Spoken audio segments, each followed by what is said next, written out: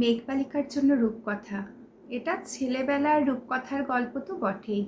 আচ্ছা, একটু যদি অন্যভাবে ভাবি কবিতাটাকে, আমি, আপনি, আমরা সবাই, আমরা যা স্বপ্ন দেখি সব কি সত্যি হয়? অনেক সময় স্বপ্নের পেছনে অনেকটা সময় ব্যয় করার পর মনে হয় যে আমরা যে স্বপ্নটা দেখেছিলাম হয়তো তার নাম বদলে গেছে, কখনো কখনো গন্তব্য। কিন্তু আমরা যে মুহূর্তে স্বপ্নটা দেখেছিলাম সেই মুহূর্তটা কি মিথ্যে ছিল? তার কি কোনো অস্তিত্ব নেই? এই সব প্রশ্নগুলোর উত্তর কোথাও যেন আমি খুঁজে পাই মেঘবালিকার জন্য রূপকথা কবিতাটিতে। আমি যখন ছোট ছিলাম খেলতে যেতাম মেঘের তলে। একদিন এক মেঘবালিকা প্রশ্ন করলো কৌতূহলে, এই ছেলেটা, নাম কি রে তোর? আমি বললাম, কুসমন্তর। মেঘবালিকা রেগেই আগুন, মিথ্যে কথা, নাম কি অমন হয় কখনো? আমি বললাম, নিশ্চয়ই হয়, আগে আমার গল্প শোনো।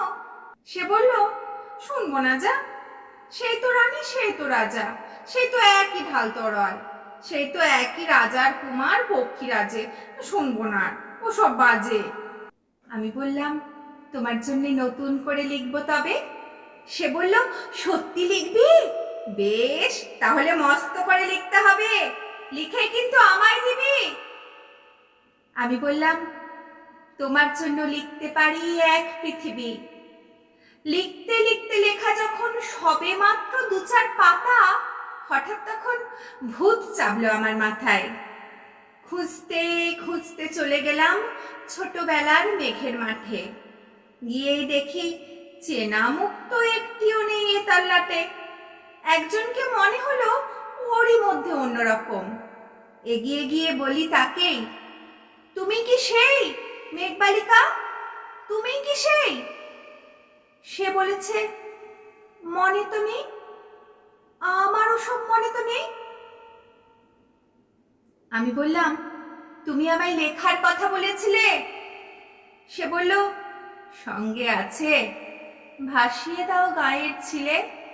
আর হে শোনো, এখন আমি মেঘ নই আর, সবাই এখন বৃষ্টি বলে ডাকে আমায়। বলেই হঠাৎ এক পশলায় চুল থেকে নখ আমায় পুরো ভিজিয়ে দিয়ে অন্য অন্য বৃষ্টি বাদল সঙ্গে নিয়ে মিলিয়ে গেল খরস্রোতায়, মিলিয়ে গেল দূরে কোথায়, দূরে দূরে।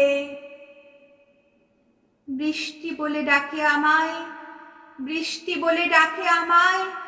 আপন মনে বলতে বলতে আমি কেবল বসে রইলাম ভিজে একসা কাপড় জামায়, গাছের তলায় বসে রইলাম।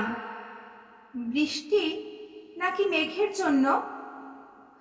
এমন সময় অন্য আরেকটি বৃষ্টি আমায় চিনতে পেরে বলল, তাতে মন খারাপের কি হয়েছে? যাও, ফিরে যাও, লেখো আবার। এখন পুরো বর্ষা চলছে, তাই আমরা নানান দেশে ভীষণ ব্যস্ত। তুমিও যাও, মন দাওগে তোমার কাজে। বর্ষা থেকে ফিরে আমরা নিজেই যাব তোমার কাছে। এক পৃথিবী লিখবো আমি, এক পৃথিবী লিখবো বলে ঘর ছেড়ে সেই বেরিয়ে এলাম। ঘর ছেড়ে সেই ঘর বাঁধলাম গহন বনে, সঙ্গী শুধু কাগজ কলম। একাই থাকবো, একাই দুটো ফুটিয়ে খাবো, 2-1 মুঠো ধুলো বালি যখন যারা আসবে মনে তাদের লিখবো, লিখেই যাব। এক পৃথিবীর 100 রকম স্বপ্ন দেখার সাধ্য থাকবে যেরূপ কথার, সেরূপ কথা আমার একার। ঘাড় গুজে দিন লিখতে লিখতে, ঘাড় গুজে রাত লিখতে লিখতে, মুছেছে দিন মুছেছে রাত। যখন আমার লিখবার হাত অসাড় হলো, মনে পড়লো সাল কি তারিখ, বছর কি মাস, সেসব হিসেব আর রাখিনি।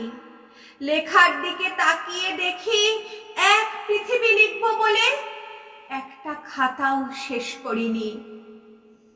সঙ্গে সঙ্গে ঝমঝমিয়ে বৃষ্টি এলো খাতার ওপর, আজীবনের লেখার ওপর। বৃষ্টি এলো এই অরণ্যে, বাইরে তখন গাছের নিচে নাচছে ময়ূর আনন্দিত। এ গাছ ও গাছ উঠছে পাখি, বলছে পাখি এই অরণ্যে কবির জন্য আমরা থাকি।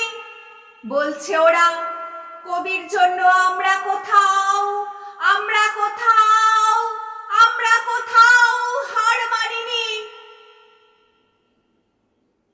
কবি তখন কুটির থেকে তাকিয়ে আছে অনেক দূরে, নদীর পরে, মাঠের পরে, বনের পরে, সেই যেখানে সারা জীবন বৃষ্টি পড়ে, বৃষ্টি পড়ে, সেই যেখানে কেউ যায়নি, কেউ যায় না কোনোদিনই।